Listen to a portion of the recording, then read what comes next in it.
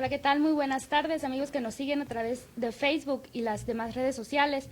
Estamos aquí de nuevo en una nueva mesa de análisis con varios expertos para hablar acerca de el tema de qué sigue para Culiacán después de los sucesos violentos vividos el pasado 17 de octubre. Pues son diferentes las respuestas que podemos tener como seres humanos. Ayer charlábamos acerca de las respuestas de la violencia en cuanto al estrés traumático, postraumático que se puede vivir, y ahora pues ponemos en mesa de qué debemos hacer como sociedad, hacia dónde debemos ir después de este suceso que sin duda marcó un precedente en muchos aspectos. En la primera parte de la mesa vamos a tocar justamente este tema de hacia dónde ir como sociedad, luego cómo concientizamos y sensibilizamos a nuestros jóvenes ante lo ocurrido y cómo evitar una banalización de lo ocurrido, porque si bien podemos tener un trauma, también podemos caer en el otro extremo. Después vamos a dar lo que es una serie de conclusiones y luego vamos a ceder a preguntas que puedan tener nuestro público en Facebook y en otras redes sociales. Bueno, muchas gracias. Adelante, presento aquí a los expertos. Tomás Guevara Martínez, experto en psicología social. Tenemos a Dayeli Rodríguez Gagiola, es psicóloga clínica con diplomado en tanatología y experta en niños y adolescentes. También tenemos a Angelina Arellano Machuca. Ella tiene formación en derechos humanos y también es experta en atención a víctimas de violencia. Adelante, Tomás Guevara, si quiere tomar la palabra. Bueno, ok. Bueno, ¿qué sigue?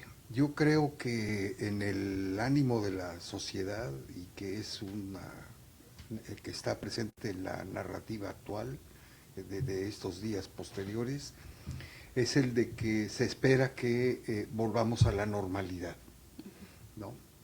Pero yo quiero poner sobre la mesa el concepto de normalidad, porque normalidad para mí no es olvido. En términos de psicología social, normalizar significa que se integra a las normas sociales un suceso, un acontecimiento ligado a valores y normas sociales.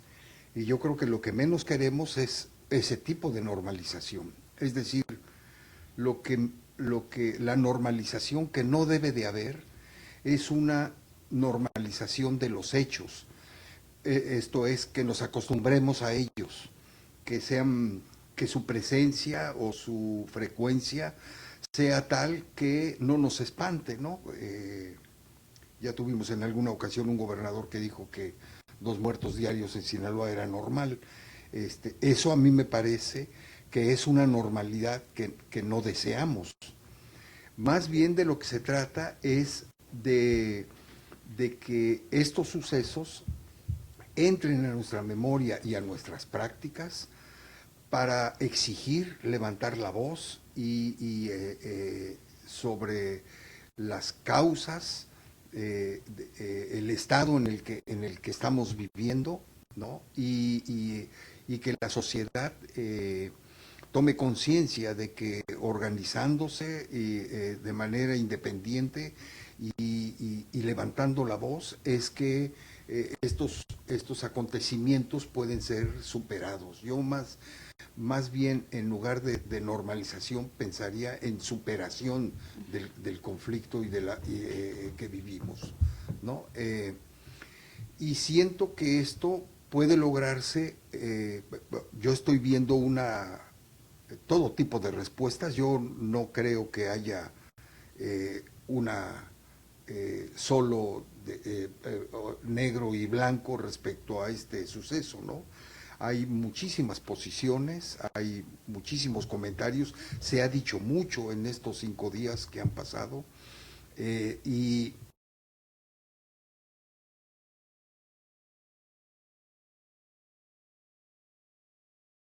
existen una gran cantidad de tomas de posición, de valoraciones sobre los sucesos, y que es importante que estas valoraciones se hagan lo más apegado a la realidad y sobre todo más apegados a una idea que nosotros queremos de un lugar, de un espacio de paz y de tranquilidad. ¿No? Entonces, esa sería mi primera intervención. De acuerdo. Es muy importante lo que acaba de tocar, precisamente porque, por ejemplo, me viene a la mente en la mañana que veía las noticias, veo que el gobernador de Sinaloa, Quirino, hace un llamado como a no seguir compartiendo, ¿no?, la información. Y también hubo ciertas reacciones ante esto que decía, pues no lo vamos a olvidar, no se puede olvidar. Entonces, ¿cómo continuamos desde nuestras familias, desde nuestra sociedad? ¿Cómo continuamos? Bien, yo creo que es un muy buen momento para reconsiderar lo que estamos viviendo como sociedad, lo que ya veníamos viviendo como sociedad, ¿no?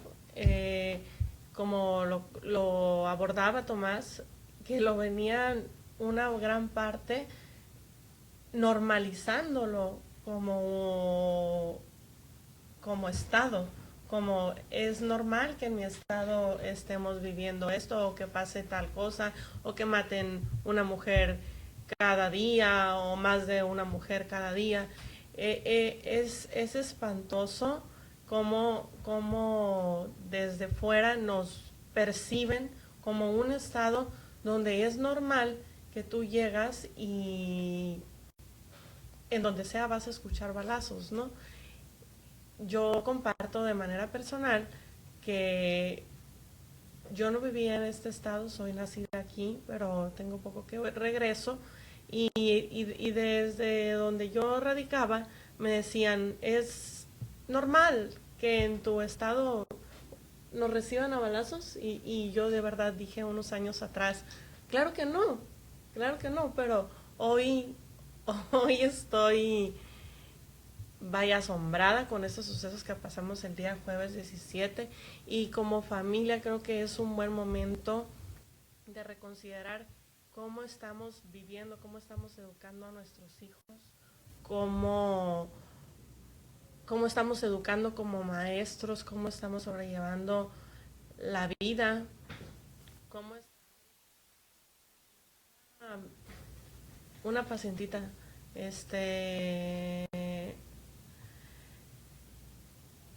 me preguntó, ella me hizo una pregunta a mí que me alentó, me inquietó, y me dice, ¿cuántos videos tienes en tu celular? Entonces le digo, ¿de verdad quieres saber? 2. Uno es video, uno es fotografía. Entonces ella me dice, yo tengo 39. O sea, no puedo olvidarlo, no lo podemos olvidar, no podemos ignorarlo. Bien, como lo abordamos, no lo podemos ignorar, pero vaya, ¿qué hacemos entonces? ¿Dejamos de hablar de ello? ¿Lo borramos completamente? Sería un error jugar a querer olvidarlo, porque realmente hay personas que lo vivimos de muy cerca, que lo vivimos con nuestros hijos, y que ahora el trabajo es doble. Somos psicoterapeutas y ahora lo estamos abordando. Bueno, yo estoy teniendo ahorita pacientes que han vivido el suceso y tienen un estrés postraumático tremendo. Entonces, pero yo personalmente y con una hija también lo viví.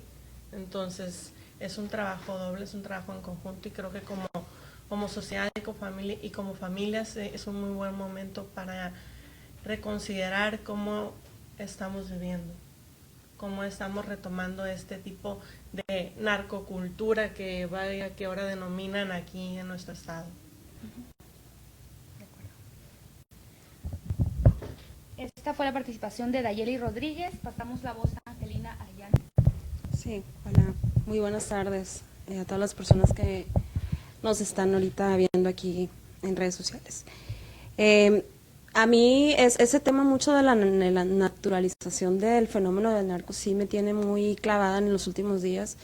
Igual que aquí mi colega, pues también a mí me ha tocado vivir en otras regiones siendo como víctima directa e indirecta de lo que de la violencia que vivimos en aquel año 2008, que también fue muy similar. Cuando estás aquí, lo llegas a naturalizar y a normalizar porque es como que lo vives al día a día, ¿no? Y entonces, yo me acuerdo que, recientemente en redes sociales yo le decía, porque es normal, o sea, ¿es normal para quién? ¿Para las personas que vivimos aquí o las que venimos de fuera o las que logramos salir a otras ciudades y darnos cuenta que hay paz y tranquilidad? Entonces, yo decía, yo rechazo totalmente la naturalización de la violencia, ¿no? ¿Y qué es lo que hacemos? Bueno, en este sentido, lo que se busca hacer aquí para desnaturalizar nosotros lo que vamos haciendo a través de los colectivos, pues es a través de festivales, a través de la cultura. Nosotros hemos ido interviniendo para ir como que modificando todo eso. Yo me hice activista a raíz de todas las circunstancias que vivíamos de violencia.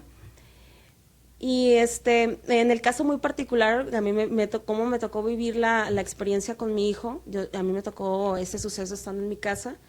Pero pude percibir que los niños les estaba llegando esa información a sus celulares.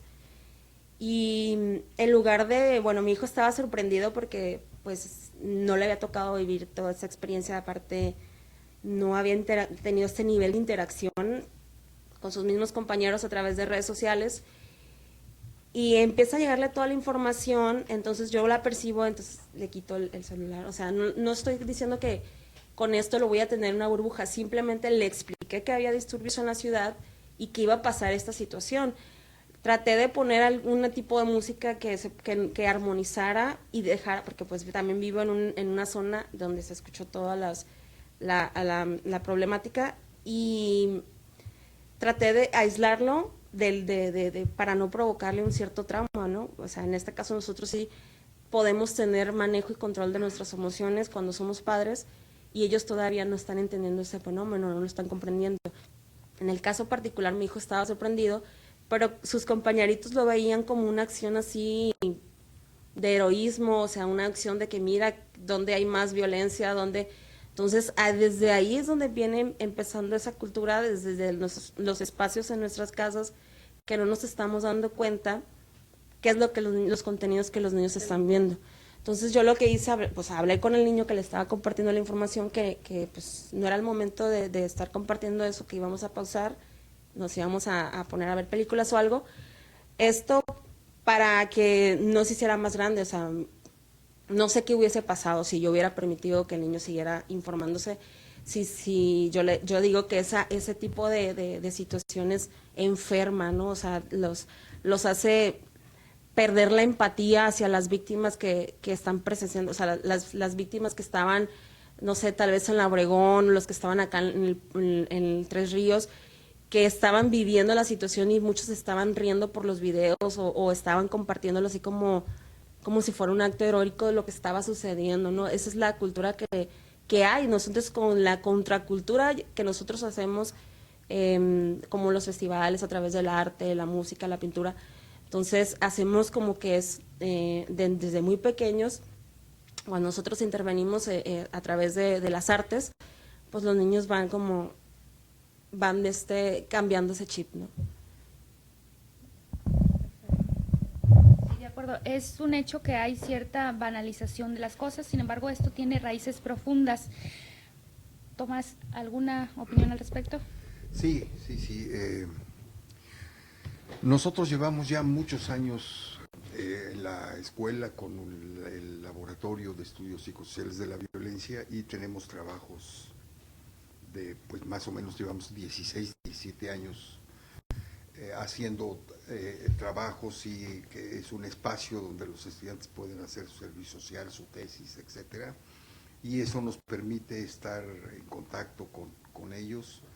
Y entre las cosas que nosotros habíamos encontrado, digamos, regularmente en nuestros trabajos, era de que, y por eso decíamos que había un proceso de normalización. La presencia de algo en nuestra vida termina por ser normalizado. no nos espanta que pase algo, si ha ocurrido regularmente en el tiempo. Entonces, nosotros veíamos con preocupación que cuando había sucesos que llamamos de alto impacto, la población reaccionaba generalmente como si estuviera viendo una película de acción, ¿no? Se emocionaba y los niños decían qué chido esto y que aquello y etcétera. Y eso parecía que era cotidiano en los sucesos, sobre todo los que hacía referencia ahorita la psicóloga sobre los sucesos, por ejemplo, del 2008, en que tuvimos situaciones bastante delicadas y peligrosas. Entonces, a lo que voy es a esto. Han estado algunos maestros de la escuela haciendo ejercicios con los estudiantes, porque es importante y seguramente quienes trabajan en la parte clínica pueden aportar más sobre esto que nosotros. Es importante que la gente hable sobre la vivencia que tuvo, porque yo creo que es difícil encontrarse en Culiacán alguien que ni él ni su familia hayan vivido algo en torno a estos sucesos. Es muy difícil. Hay una gran mayoría que si no le tocó directamente, le tocó de manera indirecta. El papá, la tía, la abuelita, el sobrinito, etcétera. Y además porque era inevitable, los ruidos de la guerra son espantosos, ¿no? Y se estaba viviendo horas en que eso era el fondo de ese día, ¿no? Entonces, cuando nosotros les pedimos ahora a los jóvenes estudiantes que primero que hicieran una narrativa de su vivencia, después les pedimos que hicieran una valoración, qué les parecía, y finalmente que concluían, ¿no? qué recomendaciones hacían, etcétera. No, yo les puedo decir que a diferencia de hace unos años, los jóvenes de ahora muestran con sus respuestas, en donde miedo, pavor, horror, la guerra, etcétera, eran las palabras más referidas por ellos. Y por un lado. Y por el otro, que estos jóvenes valoran negativamente los sucesos. Es decir, es difícil encontrarse a alguien que haya disfrutado o que haya pensado que esa era un suceso emocionante. Fue realmente traumático para la población. Y creo que eso hace que la idea de normalización tenga que cobrar otro sentido, ¿no? Entonces, quería referirme a eso y después voy a profundizar un poco más sobre las respuestas que nuestros jóvenes dieron. Muy bien. Dayeli, en su opinión como experta, ¿qué riqueza tiene el que la población esté hablando de estos sucesos como lo menciona Tomás? ¿Qué riqueza? Sí. ¿Qué deja? ¿Qué nos deja? Realmente no es esta vez, ahora sí, porque vaya que han habido otros momentos que denominamos los actos de violencia que vivimos aquí en el estado, en la ciudad, como psicosis. Uh-huh. Pero esta vez realmente no es una psicosis, sino una realidad que muchos vivimos y que está causando, que puede causar hasta trastornos si no se retoma, o nosotros que estamos en la clínica, un tratamiento, un tratamiento oportuno, porque ayer en terapia me comentaban, yo tengo una muy bonita relación con mi mamá y dice mi papá que no ocupo, que no estoy traumada. pero como dice Tomás, claro que es importante hablarlo, claro que es importante hablarlo. El estar ahí llevó otro panorama a lo que ella vivió, a como ella lo expresó. Entonces, ¿qué riqueza nos está dejando en este momento? El ver los videos, comentas. Yo creo que hay dos perspectivas de verlo o no verlo. Depende de qué edades y con qué individuos estemos tratando. Como comentaba la psicóloga, o sea, para los infantes no es nada recomendable que estén viviendo una realidad que tal vez no les tocó de tan cerca y que pudiera impactar en su vida de la manera en que otros lo vivieron y que ya de por sí ya están afectados, o sea, y vivirlo y riqueza de realmente conocerlo y ver los videos. En parte es creer que realmente estamos viviendo esto, porque mucha gente valoraba este tipo de acciones violentas como psicosis, como yo no vivo en una ciudad así, pero estamos viendo que sí ya rebasamos límites de violencia, que casi llegamos hasta una guerra ahora que en todos estamos involucrados y que hay que trabajar juntos ahora como familias, como sociedad, para poder atender a las necesidades de los ciudadanos, de los niños, de los adolescentes que ahora ocupan de nosotros como psicólogos o como psicoterapeutas, o el trabajo psicosocial que hace Tomás y que refirió ahorita que están haciendo. Me parece muy interesante su acción a implementar. De acuerdo. Es muy interesante el punto de vista. Pasamos el teléfono para Angelina Arellano, el micrófono, perdón. Y ¿cuál es tu punto de vista? ¿Qué se puede hacer desde el activismo para continuar con esta, digamos, que se siente que la población está conectada entre ella, que pueden hablar del suceso, que puede superarse y puede tomarse como un referente para hacer una diferencia? Aquí voy a hablar sobre lo que sucedió después. Bueno, es que es un tema antes y después de Javier Valdés.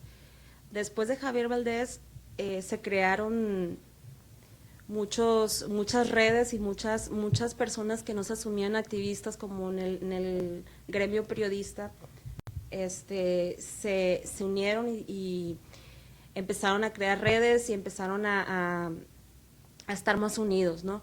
Y cuando estuvo este suceso, yo lo que pude percibir dentro del activismo, dentro de las personas que estamos desde hace varios años en esto, pude percibir la activación de inmediata, o sea, de decir cuando nos vemos, o sea, fue como una parte muy sorora entre todos, de querer vernos y abrazarnos, fue como sacar lo mejor de sí mismo. Por ejemplo, una compañera, también estoy en otra área de cultura,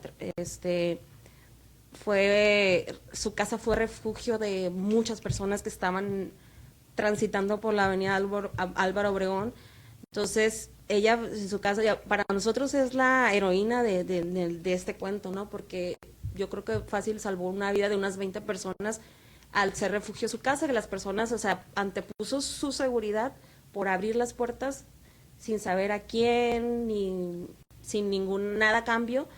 Entonces, desde esa parte yo creo que nos humanizamos un poquito más, porque a veces cuando estás atendiendo víctimas y cuando haces trabajo de activismo no es tan bien remunerado como trabajar en una institución, ¿no?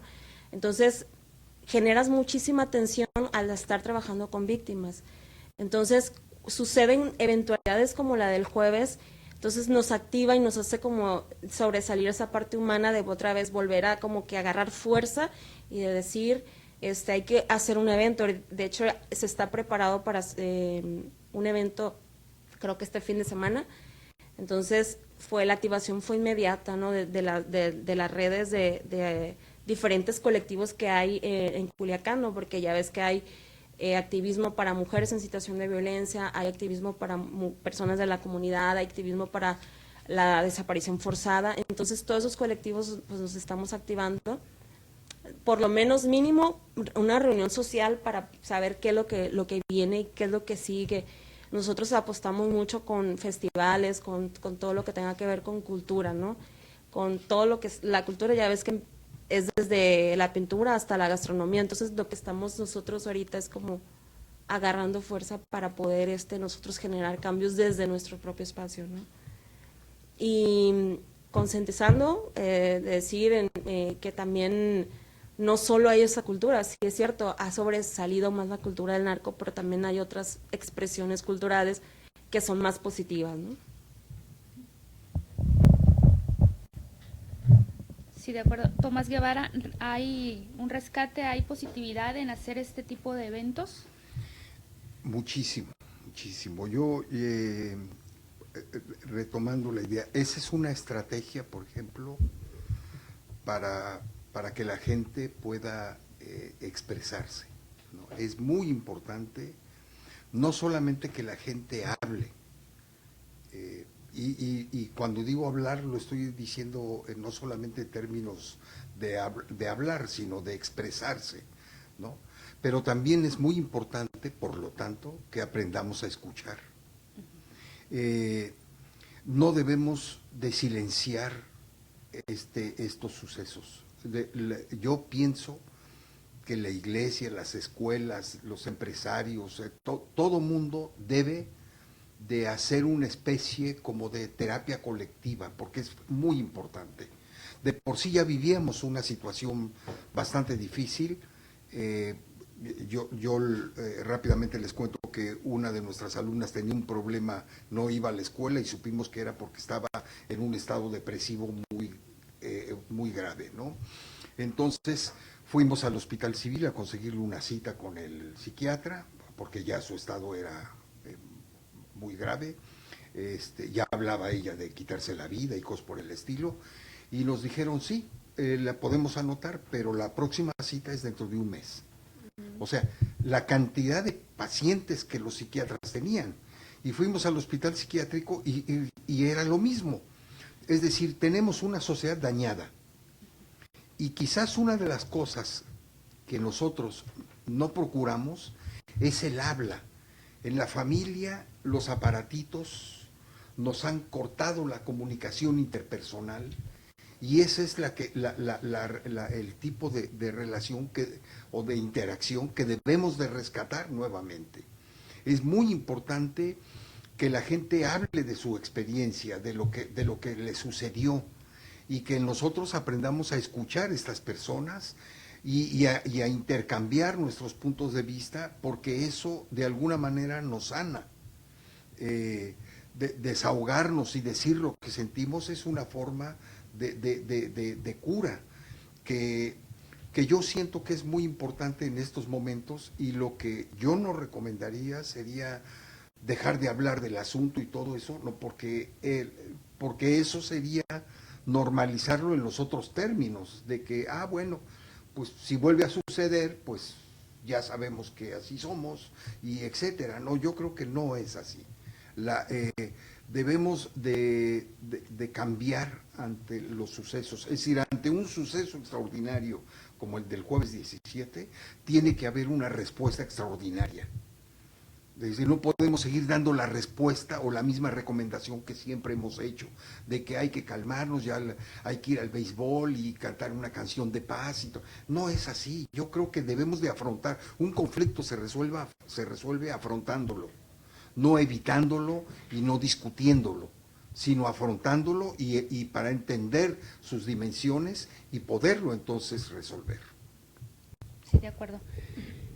Dayeli, ¿cómo afrontamos desde la individualidad este tipo de sucesos y en lo colectivo, inicialmente en la familia? ¿Cómo lo afrontamos? Como menciona Tomás, no podemos ignorarlo, no podemos quedarnos igual que como estábamos. No es posible seguir siendo los mismos. Este suceso tuvo que haber tenido muchos cambios, claro que para bien. Yo no veo solamente la perspectiva negativa de este suceso que pasó el día 17. ¿Por qué? Porque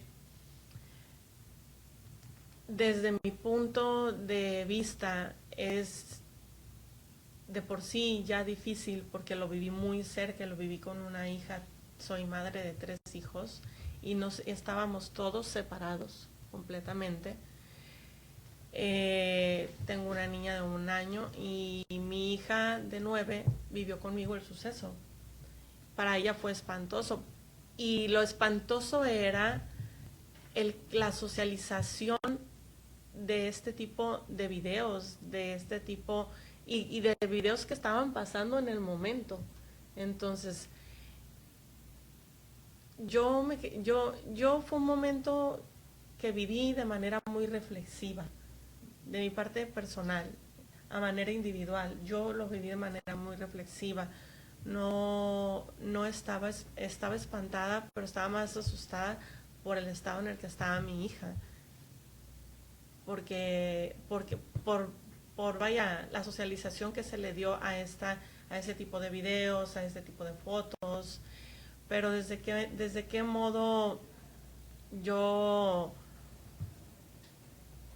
considero que las familias ya no podemos dar marcha atrás a que no estamos en un estado de violencia, en un estado donde ya veníamos contaminados y hoy tenemos mucho trabajo por hacer como familias, como padres, como maestros y como psicoterapeutas. Me parece muy interesante los programas socioculturales que se aplican en algunas instituciones. Es para los niños muy rescatable el que esta parte sea considerada como un arma para ellos de manera positiva. De acuerdo. Pasamos la voz a Angelina. Bueno, para mí es muy importante comentarle a las personas que nos están viendo, a la comunidad, inclusive a nuestras autoridades, evitar la revictimización, porque el hecho de normalizar la violencia pues es revictimizar a todo el pueblo que experimentamos esto, ¿no? Los síndromes, bueno, dentro de la violencia, las personas que atendemos violencia tenemos muy claro los síndromes que se desarrollan, ¿no? Como es el síndrome de indefensión adquirida. Esto es más como que enfocado a las víctimas de violencia, el de indefensión adquirida, pero tenemos también el síndrome de Estocolmo, ¿no? Entonces, nos hemos convertido como no solamente en lo individual estamos generando estrés postraumático, sino que también generamos síndromes. Entonces, al momento de que naturalizamos esta parte de la violencia, estamos revictimizando, ¿no? O sea, haciéndole, todavía que viviste una experiencia negativa, una experiencia violenta, no le estás dando la importancia, ¿no? Entonces, el trauma es normal porque se vivió una experiencia anormal, o sea, nos sacaron de la rutina, de la cotidianidad. Entonces, lo que se sugiere en este caso, bueno, lo que yo, Angelina, sugeriría es evitar la revictimización, también tener control sobre nosotros mismos, el autocuidado, no sobresaturarnos, si estás cansado, ir y descansar, darnos el espacio, darle el tiempo a las personas de que puedan liberarse ese trauma, esa eventualidad. O sea, casi por lo regular las personas no les gusta convivir con personas que estén tristes o que estén pasando por una situación negativa. Ahorita ya les hablamos hasta personas tóxicas, cuando no sabemos lo que está enfrentando en este caso, ¿no? No todas las personas reaccionamos igual, no todas las personas superamos un trauma de la misma manera. Hay personas que se atienden directamente ante una especialista y hay otras personas que lo evaden, que se disocian del problema. La disociación del problema es como me salgo de mí mismo y me salgo de mi contexto y vi una realidad alterna, ¿no? O sea, todo está bien, no estoy mal, o sea, pero en realidad en algún momento el estrés postraumático les va a brotar con alguna enfermedad, no sé, depresión, crisis de ansiedad, si no se es tratada, ¿no? Si tú tienes una persona una amiga que experimentó el evento y tienes que darle y que elija su propia rutina, ¿no? Porque a veces tú vas a querer, ándale, vámonos a tal parte, pero si ella ya tiene una rutina y más con estrés postraumático no puede sacarla de su rutina, porque para ella puede pasar en cualquier momento esta eventualidad. Siempre hay que ponernos en lugar de la persona, ser empáticos, llamarle a las cosas como son, no como un desequilibrio, sino como un trauma, no como tú en tu estado. Tratar las personas como la forma en la que tú te gustaría que te trataran, ¿no? Con calidad, o sea, con calidez. Bueno, eso es como más bien lo que estoy sugiriendo es que seamos muy empáticos hacia el dolor de las otras personas. Y y darnos a entender que ninguna de las personas que experimentamos lo que experimentamos el pasado jueves lo elegimos, ¿no? Fue una eventualidad que sucedió, o sea, que no estaba bajo nuestro control y que son eventos que nosotros no podemos controlar ni podemos cambiarlos, ¿no? Lo que sí podemos cambiar es la percepción, o sea, como lo decía ahorita el doctor Tomás, hay que platicarlo hasta que salga, ¿no? Y si sientes que no es suficiente, pues sí buscar las instituciones que se encarguen de atender esto. Por lo regular, el Estado es el que debe de darnos esa garantía, ¿no? De la reparación de los daños, tener que exigírselo porque no puede ser posible que en la sociedad civil recaiga esa responsabilidad, ¿no? Que el Estado se haga también responsable en la atención de la salud mental de las personas que pues lamentablemente traen algún tipo de estrés postraumático o alguna secuela como consecuencia de lo que vivimos. Sí.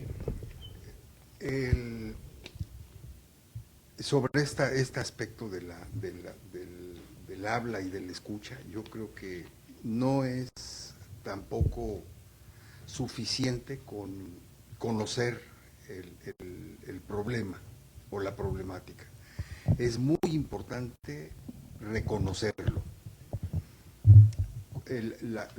La construcción de la paz, en tanto parte de la cultura, es mucho más que una campaña publicitaria, ¿no?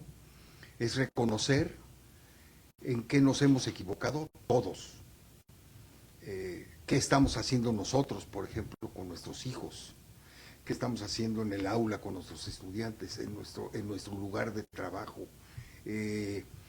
Eso es construir una cultura de paz, ¿no? Un reconocimiento que signifique resignificar la realidad, darle un sentido distinto y adquirir compromisos. Eso ayudaría mucho. Yo creo que, como decía la compañera Dayeli, como decía Dayeli,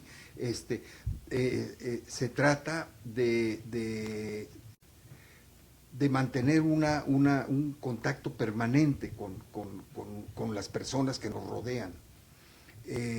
Esto a mí me parece que es muy importante porque el reconocer en qué nos hemos equivocado o qué estamos haciendo mal nos permitiría darle un sentido diferente a las cosas. Los sucesos del jueves, por ejemplo, el impacto real es que dejamos de pensar la violencia como un imaginario social. La violencia se convirtió en una realidad. Esta idea de que la gente que no está metida en ningún negocio turbio le va mal si está en el lugar equivocado a la hora equivocada, esa idea se derrumbó. Nos dimos cuenta que estamos expuestos en una sociedad, en un medio en donde podemos perder la vida y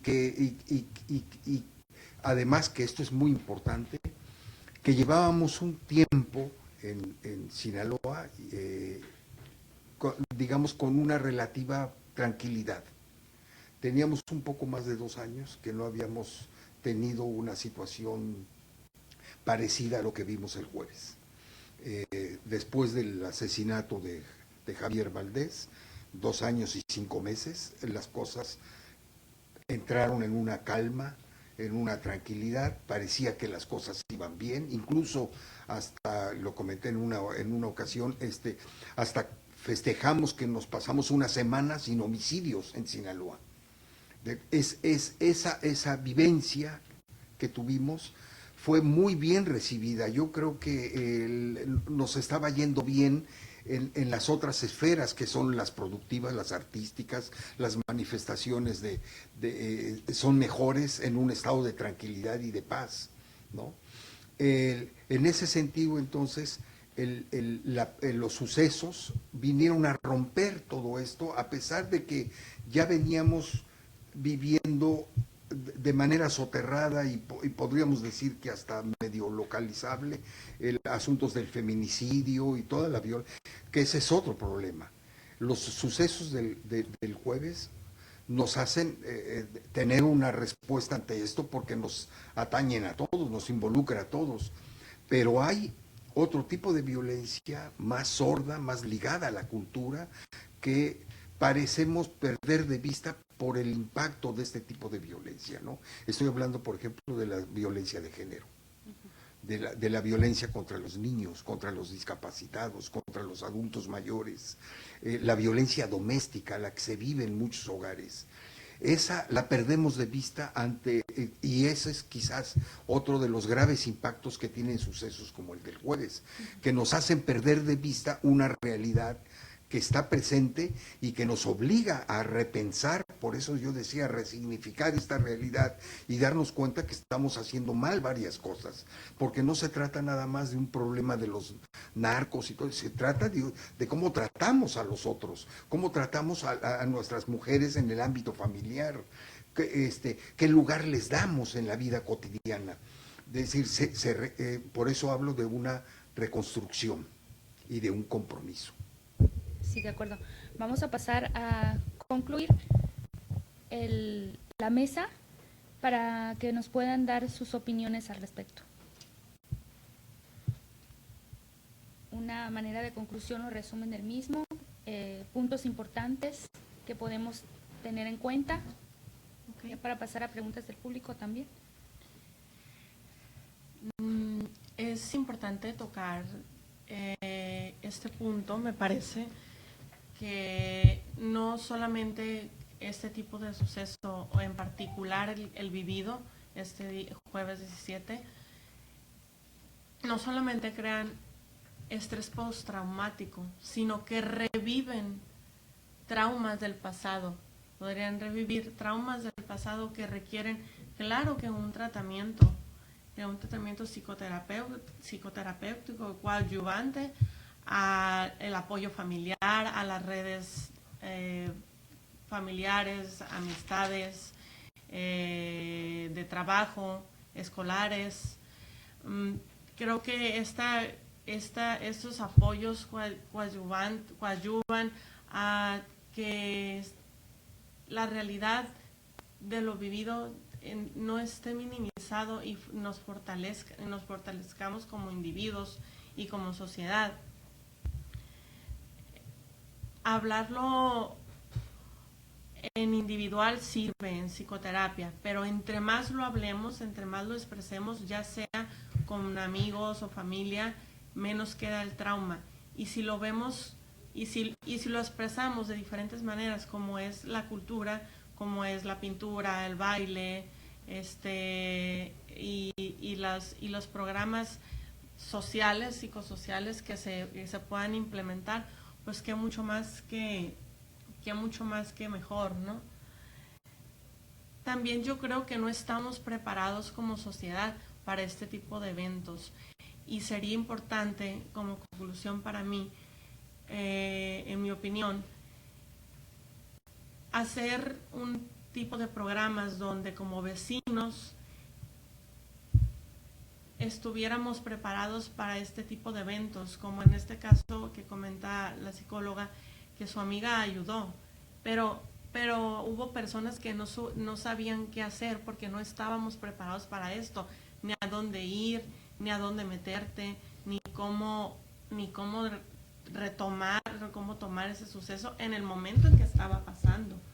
O sea, hubo personas que se encerraron y no sabías cómo ayudar al otro, cómo ayudar al prójimo. Entonces creo que es importante hacer programas donde los vecinos puedan ayudarse en este tipo de eventos que no son muy aislados en nuestro estado. Sí, de acuerdo. ¿Qué concluye Angie? Ok. Hace unos días nos hicieron la observación de que a través de la cultura podíamos nosotros disminuir las incidencias de violencia. No la educación ni la seguridad, ¿no? O sea, nos ponían como que la responsabilidad más mayor a los de cultura. Sí es cierto, o sea, a través de la cultura sí se puede evitar, ¿no? Pero no sirve de mucho, yo lo mencioné, si un joven de la sierra, no sé, de San Ignacio o de Choice, gana, no sé, más que un agente cultural o que un promotor cultural, pues este chavo no se va a ir a la cultura, ¿no? Entonces, mi sugerencia es, bueno, si nosotros queremos generar cambios, pues también hay que empoderar a nuestros agentes y a nuestros promotores culturales. Y no estoy hablando, o sea, la cultura es muy diversa, es hasta las personas que hacen artesanías, los que hacen los jamoncillos, el pan de mujer, o sea, empoderar a todos esos agentes culturales para que la economía y el sistema que nosotros vivimos, bueno, haya más opciones, ¿no? En el caso de lo que mencionaba ahorita mi compañera, nosotros casi por lo regular siempre reaccionamos distinto ante una crisis, una crisis, ¿no? O sea, de que hay tres maneras, ¿no? El sistema límbico puede reaccionar de que o huyes del problema, accionas el problema o te bloqueas, ¿no? Y ahí es se queda como una memoria a nivel neuronal y es donde se desarrolla el trauma. Entonces sí es muy importante la intervención en crisis, ¿cómo se llama? Los primeros auxilios psicológicos para la intervención en crisis. Lo que yo he sabido allá, por ejemplo, en la Ciudad de México, que hay terremotos también son sucesos críticos, pero ya estos son derivados de desastres naturales. Se ha dicho que cuando se interviene en el momento, las personas no generan estrés postraumático. Y en el caso de la violencia, cuando ya es mucha la violencia, como la violencia de género, aún así, aunque la persona lleve una atención con perspectiva de género, como según el protocolo de atención a víctimas, la persona puede generarse una y otra vez, si se enfrenta a su agresor, el estrés postraumático. Entonces, aquí lo más importante es atendernos, o sea, no estamos locos, simplemente estamos pasando por una situación en la que se requiere de apoyo, solos no vamos a poder.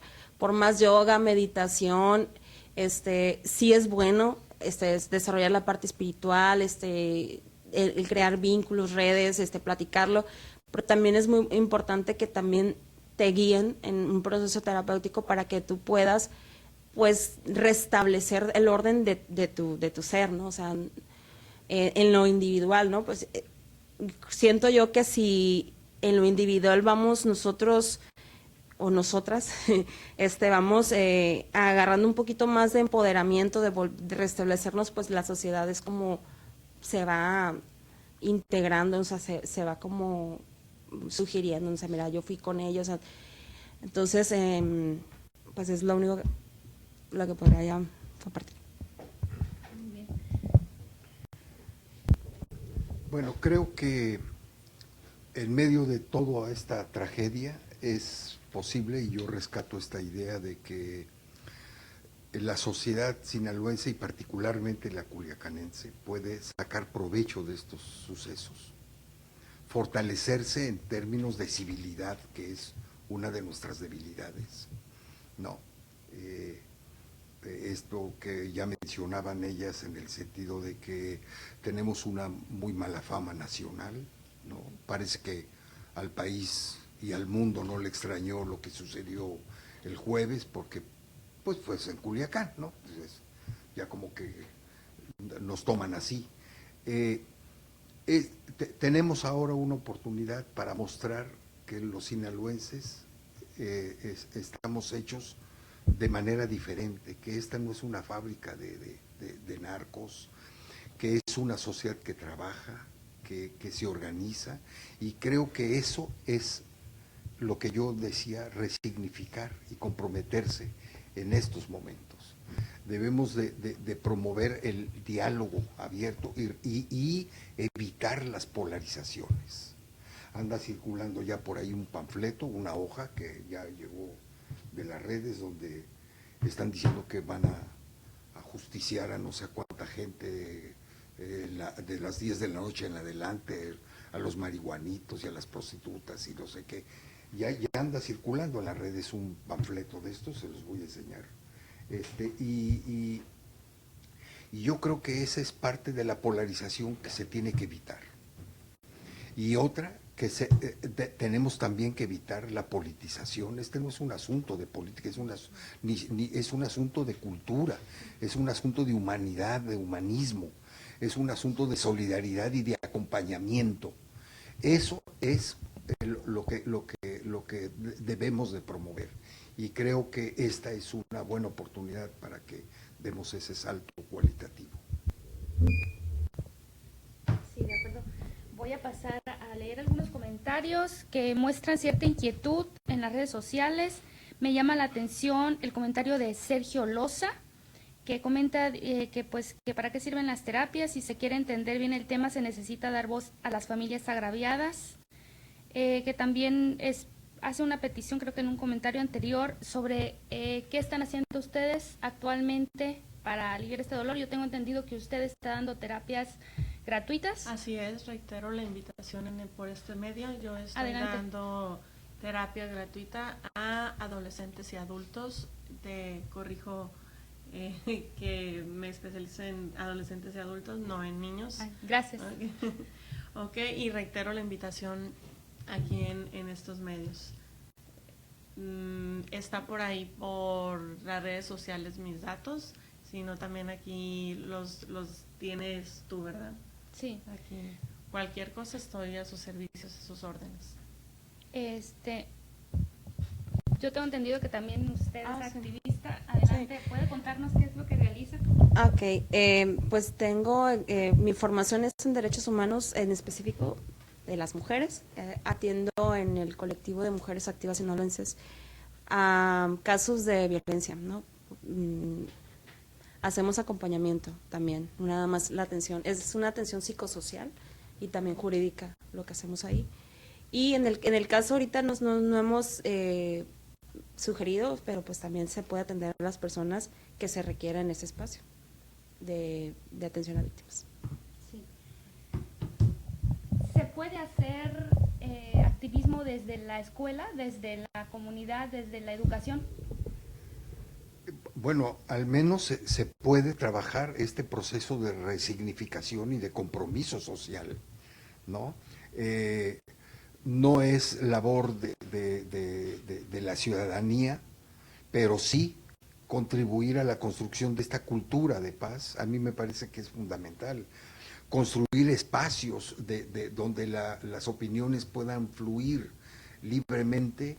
Es muy importante, ¿no? Entonces creo que los espacios de autoritarismo y de imposición no ayudan en nada a este paso de civilidad que tenemos que dar. Y eso implica también no solamente promover esta cultura de paz, sino comprometerse a través de la participación, al menos emitiendo opinión, o al menos en el ámbito familiar, escuchar, oír y establecer una comunicación en muchos casos perdida al interior de la familia, ¿no? No sabemos, como se mencionaba al inicio, qué ve, qué oye, con quién hablan nuestros hijos. Esa parte creo que tiene que recuperarse. Tenemos que reactivar la vida afectiva en nuestros ámbitos familiares, y tenemos que crear confianza y apoyo y acompañamiento. Yo creo que eso es fundamental. Sí, claro. Rescato de nuevo el comentario de Sergio, que dice que es muy importante dar voz a las familias que expliquen el dolor que causan este tipo de hechos. Yo creo que sí, de hecho nosotros hicimos este ejercicio de civilidad aquí desde el periódico, tomando diversos testimonios de la ciudadanía, están publicados en las redes sociales, los puedes leer también en el periódico, pueden acercarse pues a las redes sociales, al debate Culiacán, el debate Guamúchil, el debate Mazatlán, ahí están esos testimonios. Claro que es bueno rescatar la memoria. Yo creo que es un ejercicio de bastante importancia. Se me viene a la mente también que recientemente participamos, Angie también participó en un diplomado de paz aplicada, en el cual rescatamos las experiencias de violencia de muchas familias y de muchos individuos aquí en Sinaloa a través de entrevistas, y yo creo que sí, es este ejercicio de dar voz a quien ha sufrido el estrago de la violencia es muy importante y lo estamos realizando. Y de verdad, muchísimas gracias por seguirnos, muchos saludos hasta Venezuela, por aquí dicen que nos están viendo en Venezuela, a Karina Chaires, que lo ve en vivo, María Gaspar, Elena Ábalos, y pues bueno, aquí cerramos. Muchísimas gracias. De Aguascalientes. De Aguascalientes también, sí.